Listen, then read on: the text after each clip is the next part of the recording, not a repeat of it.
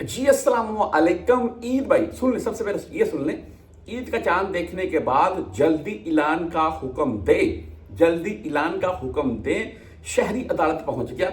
ये आज मैं ट्वीट पढ़ रहा था कि पाकिस्तान से कि जब ईद का वो चांद नजर आ जाए ना तो जल्दी हुक्म दे। ऐसा हो के अक्सर में पहले हो जाता था कि लोग सुबह शहरी के लिए दूध गर्म करके उनको वो दही लगा देते थे सुबह दही के लिए।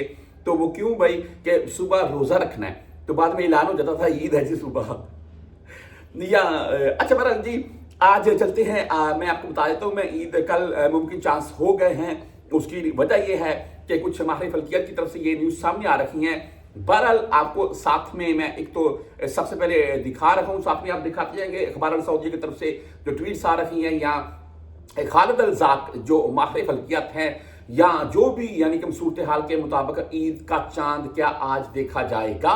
देखा तो जाएगा, हम तमाम परदेसी भी आज देखेंगे, लेकिन अगर सब मिसाल तो आज नजर आ सकता है, कल ईद के चांस हैं या क्या मामला है।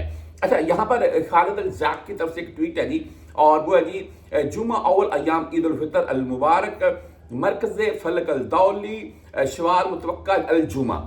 और ये दो, एक तो खालिद अल ज़ाक की तरफ से और दूसरा आप यही बोल रहे हैं कि जो नेशनल बेस के तौर पर ये माहिर फल्कियत हैं उनकी तरफ से भी ये कहा जा रहा है। लेकिन कुछ माहिर फल्कियत की तरफ से ये कहा जा रहा है कि आज ईद का चांद नजर आने के चांस हैं, यानी कि कल जुमेरात को ईद हो सकती है। लेकिन मैं ये बात वाज़ेह कर दूं कि जो खालिद अल ज़ाक हैं, जो इनकी जो भी आप बोल रहे हैं कि ये जो राय देते हैं, जो साइंस के मुताबिक बात करते हैं, उसमें तकरीबन सदाकत होती है। बाकी तो अल्लाह ताला की ज़ात के हुक्म से ही होना है जो होना है। और ईद का जो ये बोल रहे हैं जी कि कल रोज़ा होगा, ईद जुमे वाले दिन पहला दिन होगा।